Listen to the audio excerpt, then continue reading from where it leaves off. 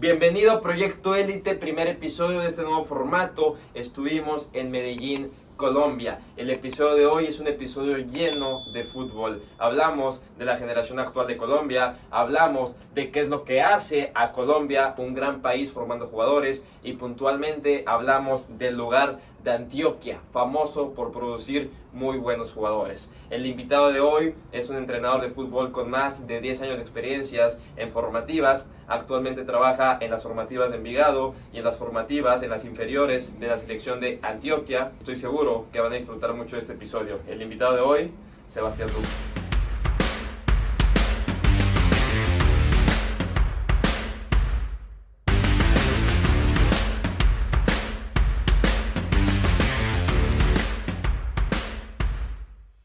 Colombia es un país que produce mucho jugador top, ¿no? Falcao, Luis Díaz, James Rodríguez, pero ahora que estoy viviendo aquí me llama la atención que Antioquia se caracteriza por ser probablemente la zona más fuerte de todo Colombia y la que produce más jugadores, ¿no? Sí, May, Antioquia es un departamento principal del país y es una capital deportiva. Nosotros hoy tenemos la posibilidad de estar con la selección de Antioquia, es el equipo del departamento con más títulos a nivel de departamentos a nivel Colombia, pero si tú registras o tú miras los torneos nacionales de clubes, aquí le llaman interligas, en las categorías sub-13, sub-15, sub-17 y sub-20, pues hay equipos muy buenos en todo el país, pero normalmente los equipos antioqueños son los que vienen quedándose con los títulos de estos torneos. Sí.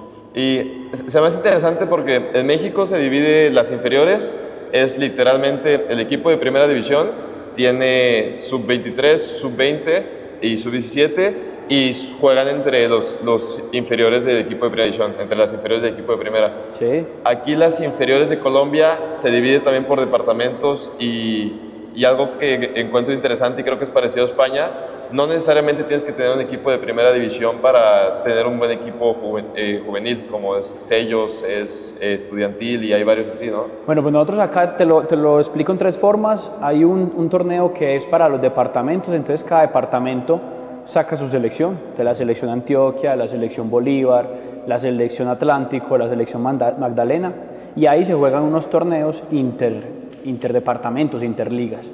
Entonces ahí hay categorías sub-23, sub-23, sub-21, sub-17, sub-15 y sub-13. Esa es una rama que ahí las selecciones pues cogen los mejores jugadores de cada club y arman su selección departamental. Ya si nos vamos para los torneos de los clubes, te los voy a dividir en dos. Está el torneo de la Federación Colombiana de Fútbol, que ellos lo dirigen solamente para sub-20. Entonces ahí están las divisiones menores de los equipos profesionales. Si hablamos de Antioquia, entonces está Nacional, Medellín, Envigado, Águilas, Leones, sacan sus equipos sub-20. Sí. Si vamos para afuera del departamento, nos vamos para Colombia, entonces divisiones menores de Millonarios, Santa Fe, América, Bucaramanga, etcétera, etcétera. Ese es el torneo sub-20 de la Federación Colombiana de Fútbol. Y ahí hay un campeón nacional. Sí. El año pasado el campeón fue Águilas y el año anterior el campeón fue Envigado, que ahí es donde te digo pues de estos equipos antioqueños que vienen compitiendo muy bien a nivel colombiano. Y si seguimos con los clubes, hay algo que se llama la DiFútbol, que es la entidad de las divisiones menores en Colombia que se encarga de los torneos departamentales. Entonces hay DiFútbol sub-17, sub-15 y sub-13. ¿Qué es DiFútbol? Los clubes sacan sus equipos 17, 15 y 13 para competir a nivel nacional. Entonces ahí están los mismos equipos que te acabo de mencionar de las divisiones menores, más equipos invitados o equipos aficionados, que no hacen parte de un equipo profesional, pero que son equipos de un muy buen nivel deportivo. Sí. Digamos aquí en Antioquia podemos mencionar a Belén La Nubia Arco Zaragoza, que es uno de los clubes más fuertes a nivel aficionado. Ahí jugó Daniel Muñoz, que hoy hace parte de la selección Colombia mayores. En el Crystal Palace. En el Crystal, ahí Daniel sale de Arco Zaragoza. Mateus Uribe también pasó por este club. Otro club principal en el fútbol aficionado es el Club Estudiantil. Ha quedado campeón en muchas ocasiones de estos torneos nacionales. Roger Martínez es uno de los jugadores que pasó por ellos en su proceso formativo. Entonces son clubes que, aunque no son de una división profesional, tienen calidad en procesos y calidad en jugadores y y surten a muchas divisiones menores. Entonces, si tú revisas, por ejemplo, Orso Marzo, que es un equipo de la B profesional en Colombia, tiene muchos jugadores de arco. Real Cartagena, que es del fútbol colombiano de la primera B, tiene jugadores de arco Zaragoza. Leones, Águilas, tienen muchos jugadores de estudiantil. Entonces te pongo estos dos ejemplos de estos dos clubes que, aunque no son profesionales, son de fútbol aficionado, son de una calidad que en las divisiones menores, desde los 8 años hasta los 20, compite mano a mano con los clubes de divisiones menores. En México las inferiores siempre tienen el mismo calendario de primera división. Si juega primera contra Santos Toluca, la sub-20 Santos Toluca, sub-17 Santos Toluca. Aquí pasa lo mismo, es más como, creo que se divide. Sí, Maya, aquí es diferente porque la sub-20 de la Federación Colombiana de Fútbol primero hace zonales por departamento. Entonces, si hablamos ejemplo de Antioquia, entonces acá los equipos antioqueños primero entre ellos hacen llamémoslo así, una división donde entre ellos se enfrentan Águilas con Medellín, Nacional con un equipo aficionado, por ejemplo ahí está Total Soccer, que es un club aficionado, entre ellos hacen una eliminatoria, los primeros 3 clasifican, junto a los primeros 3 de Bogotá, junto a los primeros 3 de Atlántico, junto a los primeros 3 del Valle, y ahí ya llegan a los cruces nacionales. Entonces, por ejemplo, le tocó a Envigado con Millonarios, vamos a jugar a Millonarios y venimos a jugar a Envigado, y ida y vuelta. Pero no es con el mismo fixture del equipo de los primera división, es un torneo aparte. Ya. Ahora, para que un niño colombiano se convierta en un jugador top de primera división, sé que es difícil generalizar porque cada camino es diferente, pero ¿cuál sería como el camino ideal? ¿Qué es lo que un niño con talento y con hambre de trascender tendría que hacer aquí en Colombia? Bueno, digamos que eso es una polémica que creo que puede ser a nivel mundial, que hablan de el competir o no competir en tempranas edades, ¿cierto? Yo te lo voy a hablar desde la competencia que tenemos en Antioquia. En Antioquia, la Liga Antioqueña de Fútbol, que es el ente más organizado a nivel competitivo, ofrece torneos desde los 8 años, 8, 9, 10 hasta sus 20. Entonces, digamos que si hablamos de un niño de edades tempranas, ellos sueñan jugar en la Liga Antioqueña de Fútbol y también en la famosa Pony Fútbol, Baby Fútbol, donde por ahí mencionan que jugó James, que jugó Juanfer Quintero. No sé si de pronto en tu país han escuchado de ese torneo que le llamaban Pony Fútbol, Baby Fútbol.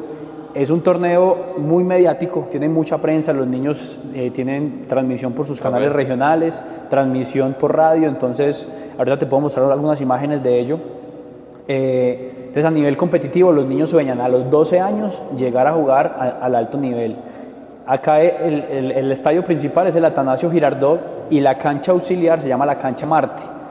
Cuando es en enero que se hace el festival de festivales, la Baby Fútbol, es un escenario que le cabe más de 7.000 personas. Te imaginas tú con 12 años jugar en un escenario con 7.000 personas, grabado y acompañado por la prensa. Para los niños es una experiencia competitivamente muy llamativa. Sí. Entonces, digamos que si vamos a ese proceso para que el jugador tenga esa posibilidad competitiva, desde los 8 años en la Liga Antioqueña de Fútbol, el paso que te ayuda en ese nivel competitivo, la Baby Fútbol, y de ahí nos vamos para los torneos nacionales que estábamos conversando, que te ofrecen torneos nacionales sub-13, sub-15, sub-17 y sub-20 con tus clubes, y ahí va acompañado con los procesos de la selección Antioquia a nivel de departamentos, que la selección Antioquia, como te mencionaba, también compite. Entonces tenemos jugadores que con su club, ejemplo, están jugando con el Deportivo Independiente Medellín, torneo nacional sub-15, pero los 4 mejores jugadores de Medellín están en la selección Antioquia jugando el torneo entre departamentos representando a Antioquia. Entonces digamos que el nivel competitivo representando a tu club y representando a tu selección se vuelve importante. Sí. Digamos que a nivel competencia pienso que eso te da madurez, pienso que eso te da la capacidad de enfrentarte a contextos que te exigen desde el carácter. Ir a jugar afuera de tu departamento, ir a jugar afuera de tu ciudad no es fácil, sí. con arbitrajes diferentes, con público diferente, con climas diferentes. Aquí en Colombia tenemos una variedad de climas impresionante. Entonces pienso que en el nivel competitivo, esa formación desde el trabajo y demás, pero desde la competencia se vuelve importante, sí. para los muchachos de esta población. Sí, es muy interesante también. Digo, ahorita se hizo polémica el partido de Colombia contra Argentina, que jugaron en Barranquilla a las 3 de la tarde, sí. Y los argentinos estaban un poco molestos. Pero bueno, también Bolivia aprovechó sus 4.000 metros de altura. A ver, esto es broma, pero dicen a Colombia le ayuda el calor, a Bolivia le ayuda la altura y a Argentina le ayuda la FIFA. Pero hubo polémica también ahí en la Copa América Argentina-Colombia. La final, sí. Pero digo, al final creo que todos llegamos a la conclusión de que Colombia está en un gran momento. ¿Tú cómo vives como colombiano el presente de tu selección? ¿Sí causa cierta ilusión el fútbol colombiano? En México a veces pasa que ahorita estamos con un momento de como que ya nos aburre la selección, como que ya no estamos en un momento de selección en el que nos sintamos tan identificados o que te den muchas ganas de ver a la selección. Sí. Y aquí creo que está pasando lo contrario. ¿Tú cómo ves todo eso? Bueno, Mike, Colombia es un país futbolero. Colombia, su deporte principal es el fútbol. Acá hay varias disciplinas deportivas, pero lo que mueve masas y lo que mueve pasión en Colombia, indudablemente es el fútbol. Tuvimos una camada de jugadores que nos marcó una historia, que fue la camada del pibe Valderrama, de Asprilla, que digamos que ellos fueron los que hicieron la mejor campaña a nivel de un mundial, que por ahí le ganamos a Alemania. Entonces digamos que esa fue como la posibilidad que nos dieron de que Colombia saliera al mundo, ¿no? Valderrama es el que da la posibilidad de que un jugador colombiano salga al exterior, y desde ahí es que tenemos también la posibilidad de que nuestros jugadores hoy somos el tercer país que vende más jugadores a Europa. Estamos Brasil, Argentina y sigue Colombia. Entonces digamos que eso también se debe a que estos jugadores históricos dan esa posibilidad de que el jugador colombiano se dé a conocer. Después de esa camada, llamémoslo así, tuvimos un bache competitivo a nivel histórico, hasta que logramos ganar la Copa América, la única que tenemos, con gol de Iván Ramiro. ¿Le ganaron a México? Sí. Que eso fue acá pues en Colombia. Iván Ramiro fue el central que no era muy grande de biotipo, pero que tenía una saltabilidad impresionante, que jugó en el Inter de Milán, y él es el que consigue el gol para nuestra Copa América. Después de esa, la otra fue la de Falcao, que tuvo una lesión y no pudo ir al Mundial, que la representó James, que estuvimos en 2014 Brasil, si no estoy mal, que también fue una de las históricas de Colombia. Entonces, ¿a qué voy con eso? Hemos tenido unas camadas que nos han llevado a soñar competitivamente, y esta última pues fue la de la Copa América, ¿cierto? ¿Qué pienso? Que a Colombia le ha faltado un poco de historia, llamémoslo triunfadora, porque siempre nos ha faltado un poquito. Como nos faltó en esta Copa América, que nos veíamos campeones y al minuto, si no estoy mal, fue al 93 o 87, es que nos hace el gol Lautaro. Entonces siempre nos ha faltado como el poquitico para quedar campeones. Fue en tiempo extra, creo. Fue en el extra, ¿verdad? Sí. Creo que faltaban como 3 minutos para la tanda de penaltis, y se nos va la final. Entonces siempre nos ha faltado como ese último poquito para quedar campeones, bien sea de una Copa América o volver a ser muy protagonistas de un mundial.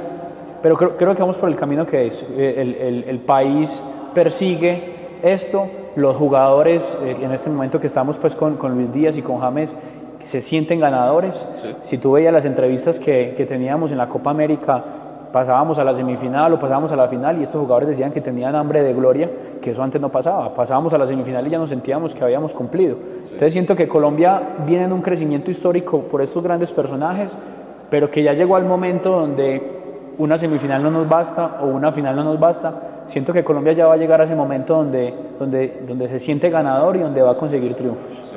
Es que algo increíble del fútbol colombiano, que está llenando literalmente Europa de jugadores colombianos. Sí. Y para mí eso es clave para el éxito de una selección. Tienes ahí para mí es imposible ganar un torneo internacional fuerte, como una Copa América o como un Mundial, teniendo una base de jugadores que no juegan en Europa. Total. Es clave que jueguen en Europa. Luis Díaz, el referente de Liverpool, James Rodríguez, bueno, ahorita está en el Rayo Vallecano, pero es una leyenda, todo lo que son de Madrid. John Durán la está rompiendo ahorita. Aston Villa. Tienes jugadores en Crystal Palace, tienes jugadores en la Premier, tienes jugadores en las mejores ligas del mundo, y eso hace pues que esté en este momento, y por ahí hasta se lleva en el Mundial 2026. ¿Crees que tenga posibilidad Colombia de quedar campeón en 2026 o no? Ahí voy a lo que decían los jugadores de Luis Díaz y de James. Todos tenemos que creer, tienen que creer los jugadores, tienen que creer los directivos, y nosotros como formadores del fútbol aficionado también tenemos que creer, y eso creo que hace que el público en general sienta que Colombia ya está por un momento de de triunfalismo, ¿no? Sí. De saber que tenemos procesos que desde antes hemos venido llevando y que ya sí podemos soñar con ser campeones mundiales. Sí, yo creo que es eso. Cuando tú mismo cuando tú mismo tienes expectativas altas, las cosas tienden a darse. Es imposible ser campeón del mundo si tú no piensas que puedes ser campeón del mundo. Por en México tenemos de esperanza el 5.º partido, es imposible ser campeón del mundo. Total. Y también en México es imposible ser campeón del mundo si nuestra base es la Liga MX. Tú ves, todo jugador mexicano juega en la Liga MX, a excepción de 4 o 5 que están en Europa. Y creo que también en México nos condena que tenemos una muy buena liga a nivel América, con una muy buena estructura que paga muy bien, sí. Pero ese mismo que paga muy bien hace que el jugador mexicano no se quiera ir a Europa. Y también muchas veces si quiere ir, el club no lo deja porque te venden en $10 millones y no van a pagar $10 millones cuando todavía no estás probado en Europa. Sí. La otra vez vi que una promesa mexicana estaba valuada exactamente igual que Toni Kroos. Dices, es imposible. Entonces, sí. El jugador mexicano está muy inflado en el mercado y sale mucho más barato llevarte a 2 argentinos, a 2 uruguayos, a 2 colombianos que llevarte a un mexicano. Entonces, creo que el fútbol mexicano, de cierta manera, la buena liga, paradójicamente, hace que no podamos trascender a nivel selección. ¿Tú cómo ves el fútbol mexicano desde aquí de Colombia? Bueno, May, yo voy a complementar lo que estabas diciendo de ese roce europeo. Pienso que es indispensable. Por ejemplo, la selección Colombia que hoy nos tiene soñando, tú revisas y el 90-95% del plantel juega en el fútbol exterior.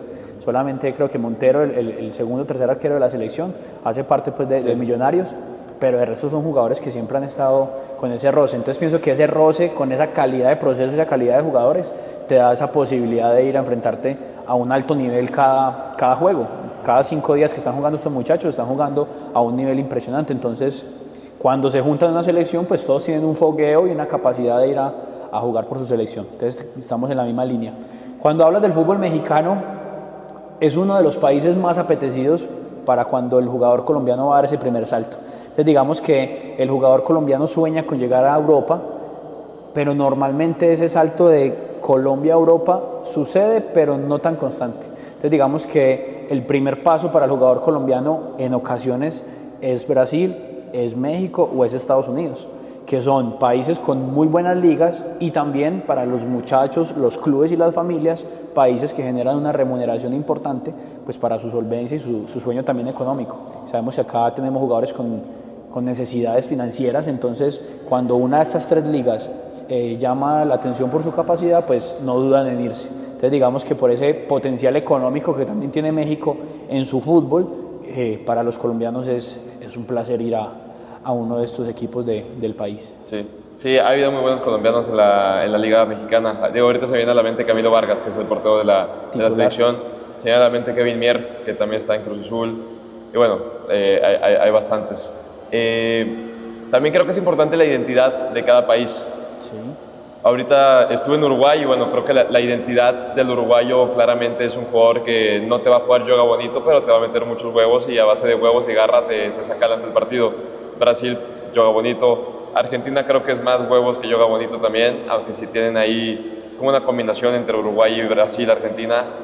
Yo en lo personal veo el jugador colombiano más parecido al brasileño, es como más atrevido, más regateador, que le gusta hacer cosas diferentes. Sí. ¿Tú cómo ves al jugador colombiano si tuvieras que generalizar? Bueno, en una de las capacitaciones que he tenido la oportunidad de estar, hablaban que el jugador colombiano es el segundo a nivel mundial con la capacidad inventiva.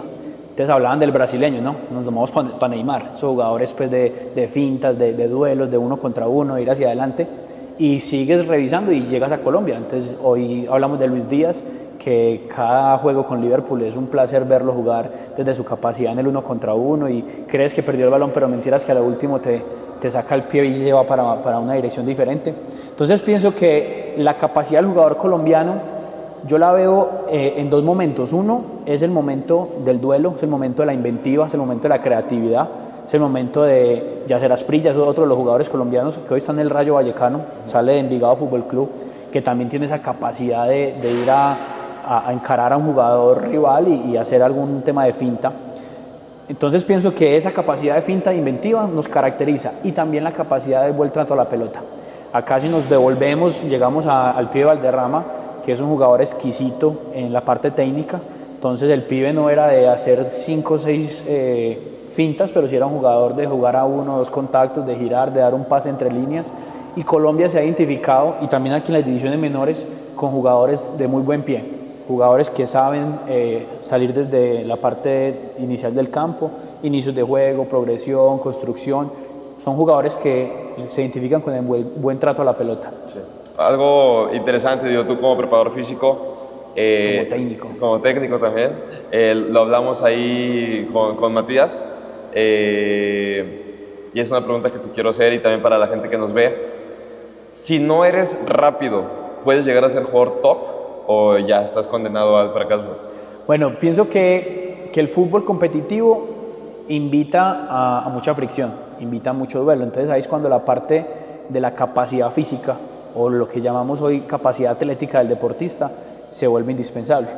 Pero es que la velocidad no es la única capacidad física. Entonces, si tú revisas la capacidad física, antes tenemos la fuerza, tenemos la resistencia.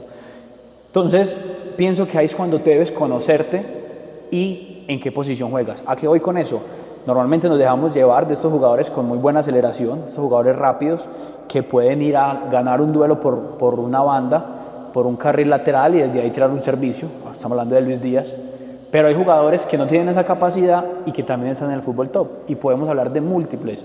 En su momento, Sergio Busquets, Toni Kroos, Lucas Modric. Son hombres que no tienen la mejor aceleración como estos jugadores de banda, pero como juegan en el carril interior, pues tienen otras posibilidades. ¿Qué posibilidades? Ocupación del espacio. Entonces son jugadores que todo el juego tú los ves escaneando, revisando para saber cuál lugar libre utilizar. Eso es una capacidad pues, que no todos tienen, poder identificar su espacio. Desde ahí, estos jugadores son fenomenales en el tema del control y control dirigido, siguiendo en esta idea que te digo de encontrar ventajas en el espacio. En los giros, digamos que es fácil jugar de cara, pero en el momento de girar al lugar opuesto para dar un cambio de orientación, no cualquiera lo hace.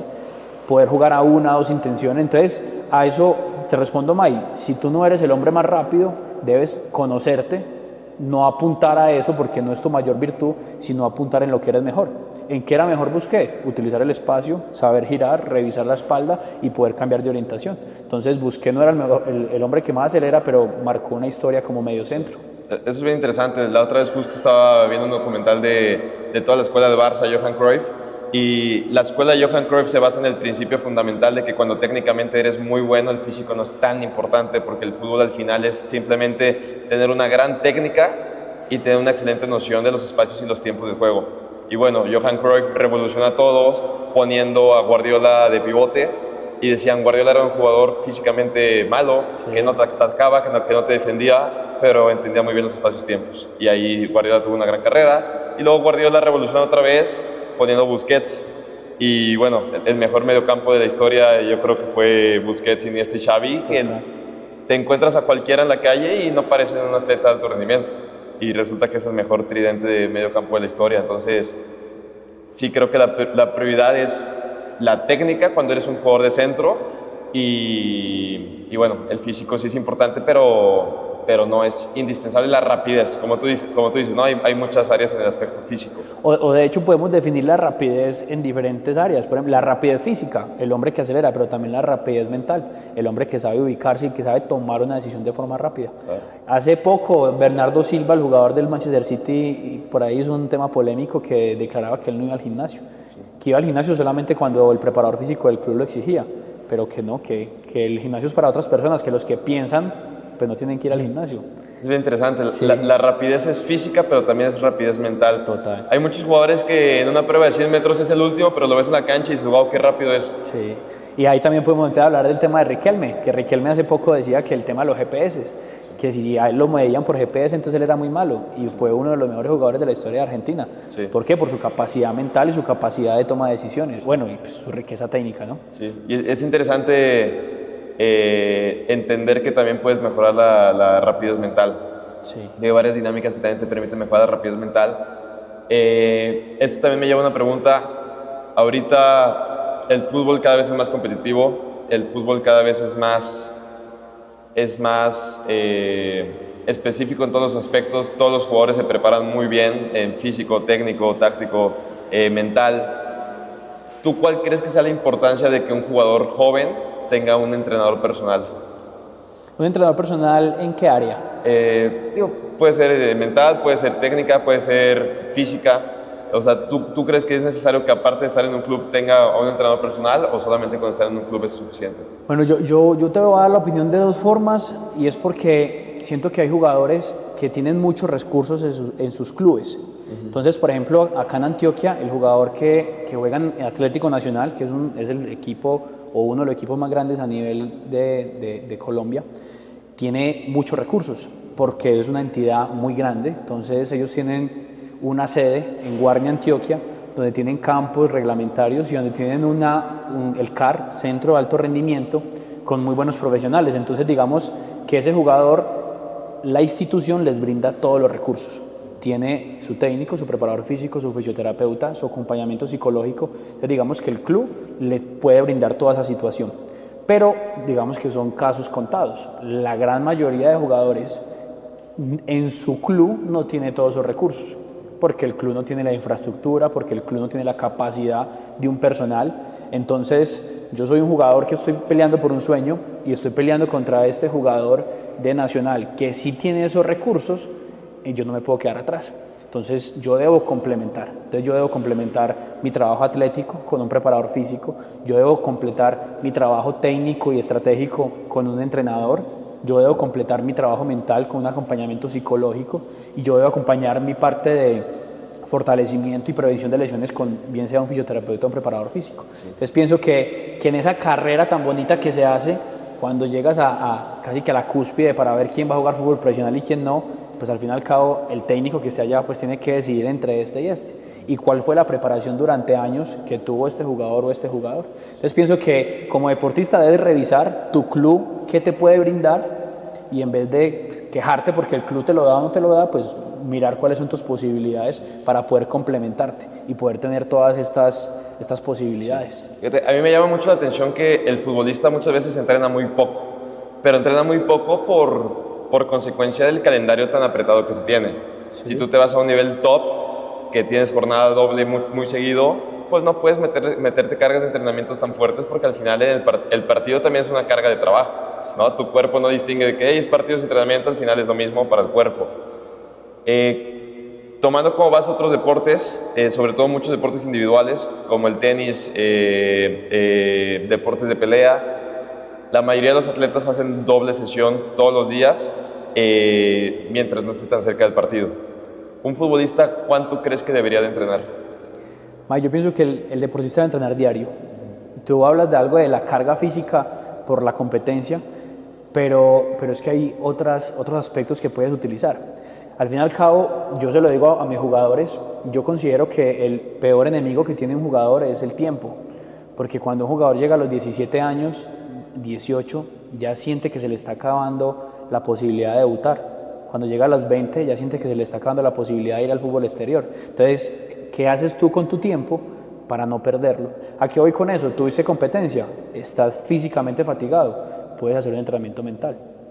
¿Estás fatigado? Puedes hacer un entrenamiento teórico. Entonces puedes analizar un partido, bien sea tu juego que grabaste o bien sea un partido de la élite y mirar el posicionamiento defensivo y ofensivo del jugador que está jugando en tu posición. Físicamente estás descansando, pero estás aprovechando tu tiempo en mejorar tu capacidad de interpretación o en tu capacidad mental, por poner pues un ejemplo, ¿cierto? Sí.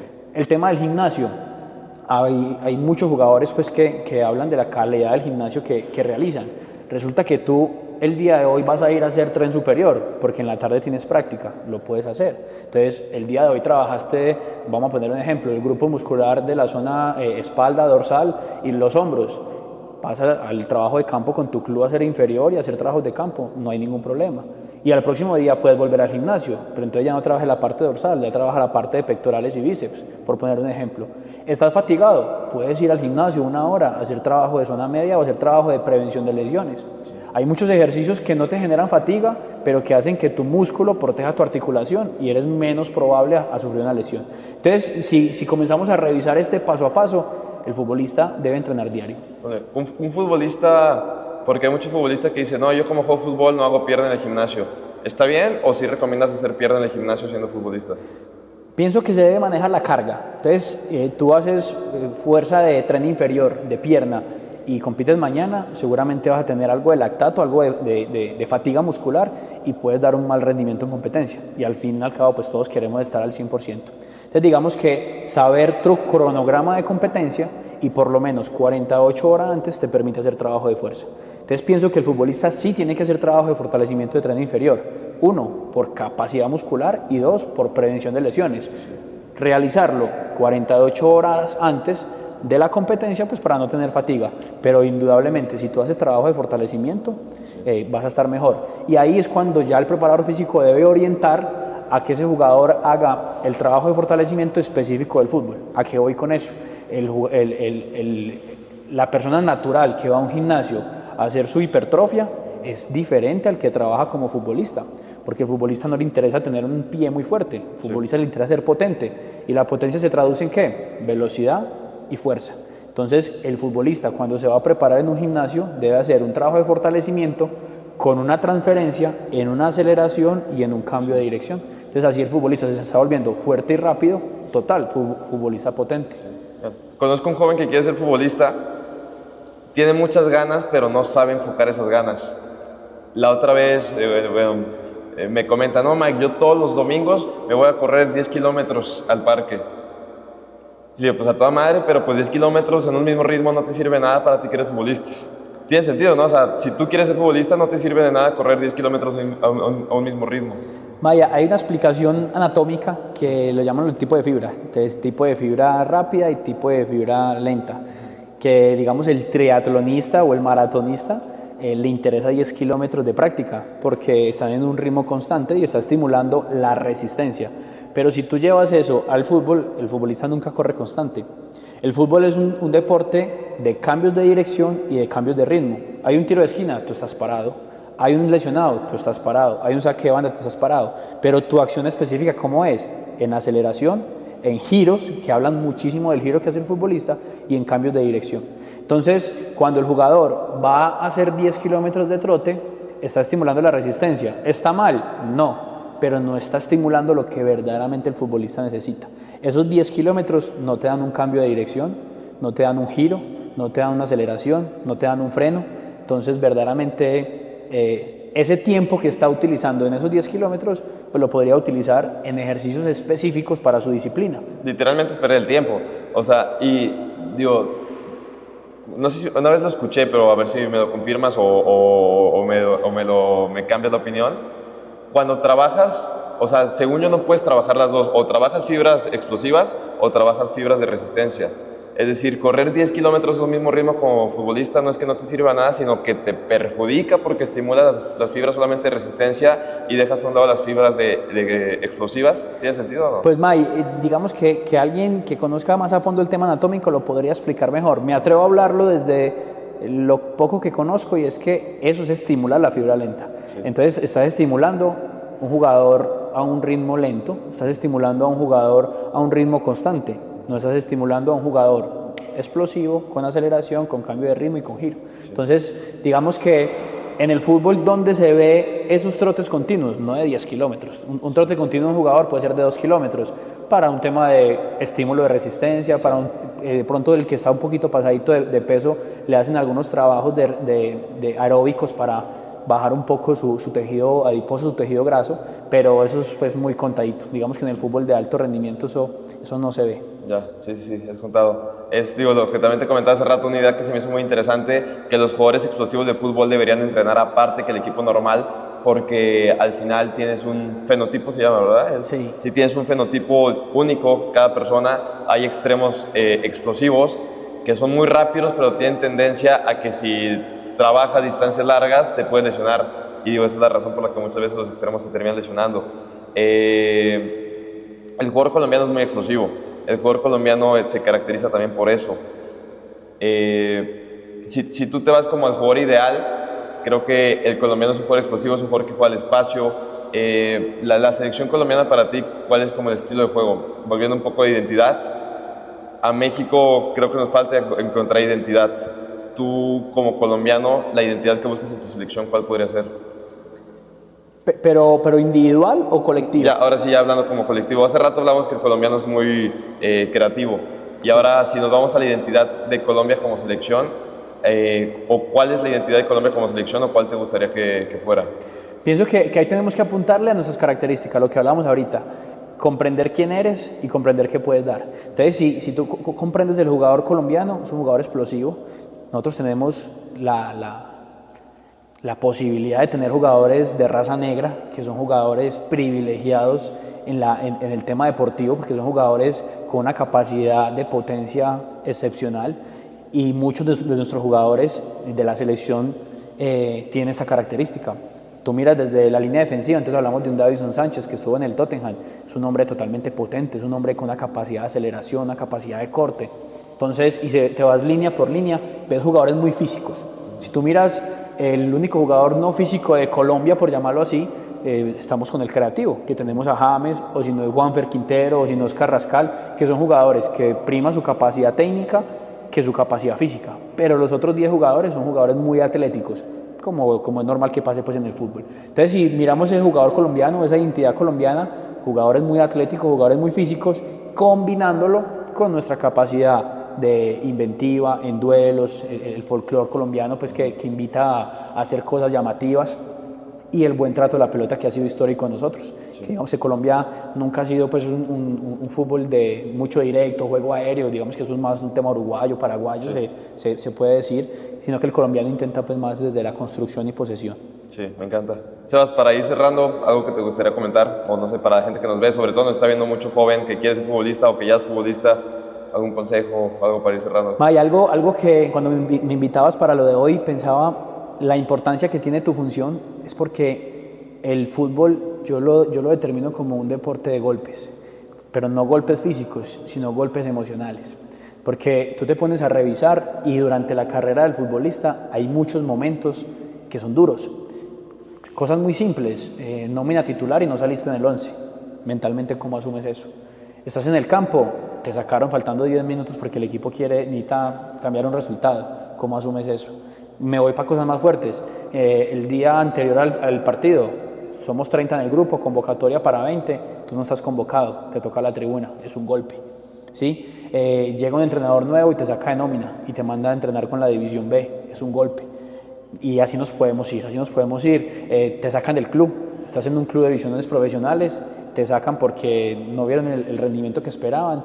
Hay muchos jugadores que ahí dejan de jugar, hay otros que intentan otra posibilidad. Entonces, a lo que voy con esto es que en el día a día del jugador, y más en el jugador que está en un proceso de formación, peleando por un sueño de fútbol profesional, recibe muchos golpes. Y esos golpes, algunos jugadores lo asumen como la final de su proceso o el final de su carrera, pero otros jugadores, por ejemplo, Daniel Muñoz, que ahorita hablábamos, que es hoy la cara también de Colombia en el exterior. Daniel Muñoz salió de varios equipos colombianos de divisiones menores. Daniel le cerraron la puerta en algunos clubes y Daniel hoy está triunfando en el fútbol europeo, donde muchas veces le dijeron no te queremos en esta institución colombiana. Buscó por otro lado, intentó, se preparó y tuvo la posibilidad de estar triunfando. Entonces, ahí es cuando te felicito por tu función, y es una invitación para las personas que nos escuchan, es cómo asumes esos golpes, porque es seguro que los vas a tener. En algún momento, no conozco un jugador de fútbol que desde sus 8 años hasta los 17 que debuta o los 20 haya sido un tema romántico o bonito. Siempre hay algún momento de dificultad. Esa es la primera que yo te quería mencionar. Y la otra, que es el polo opuesto, que suena raro, pero también sucede mucho en esas divisiones menores, y es el jugador que es figura siendo menor. ¿Cómo tiene su capacidad de asumir eso? ¿A qué voy? Muchas veces el jugador que es figura, que por ahí es el capitán, que por ahí es el que siempre está en nómina, hay veces coge conductas que no son. No, es que yo no voy a entrenar este día porque es físico, pero igual el fin de semana me ponen. Entonces resulta que al año ya te volviste menos rápido que el otro, o te volviste menos potente que el otro, entonces te empiezan a pasar. Hay jugadores que pasa mucho acá, que nosotros le llamamos el efecto contrato, que son jugadores de 15, 16 años que van muy bien, entonces su club les hace un contrato de jugador formativo, pues esperando que ese jugador siga creciendo, pero es un niño de 14, 15 años que ya empieza a recibir una remuneración económica. Entonces, cuando dicen por ahí que se agrandó, que se le subió el contrato a la cabeza, malos comportamientos, malas respuestas con compañeros, Así hay muchos. Otros que alcanzan a debutar porque son figuras, debutan, juegan una copa, juegan una liga y ya no los volviste a ver, porque resulta que no tuvieron la capacidad mental de asumir que van bien, que ya están recibiendo de pronto una remuneración, que ya tienen un contrato, que ya tienen un agente o una empresa de agencia que le puede dar un recurso, unos guayos, pero que todavía no has triunfado en el fútbol. Entonces mira que si vamos a esta parte del acompañamiento y de la capacidad psicológica, para el que recibe golpe o para el que por allá se nos empezó a subir, ¿cómo asumes eso? Creo que esa parte es indispensable para el jugador de rendimiento. Esto es interesante y es totalmente cierto. A veces al jugador talentoso lo mejor que le puede pasar es un golpe duro de la vida o una derrota fuerte, porque si tú de niño estás acostumbrado siempre a ganar, cuando llegas a nivel profesional y te das cuenta que es difícil y que no vas a ganar siempre, ahí se verá si realmente serás profesional o no. Y bueno, me encanta, Sebas. Y pues con esto vamos cerrando. Gracias también por darte este espacio y invitar a la gente que está aquí, que te siga en redes sociales. ¿Te sabes cuál es tu Instagram? Sí, May, gracias por la invitación. La verdad lo disfruté mucho. Te sigo pues en las publicaciones que haces y admiro pues la manera como puedes apoyar a los deportistas. Entonces también es una invitación para que ellos participen pues, de tus programas, porque como lo acabo de mencionar, la capacidad mental es un tema indispensable en este deporte. Mis redes sociales, el Instagram es Sebastián Duque Gómez, DT de director técnico. Perfecto. Ahí salgo inmediatamente. Venga, pues muchas gracias a todos que están aquí, que le den like, que se suscriban y que nos sigan. Sebas, gracias. Gracias, May. Chido.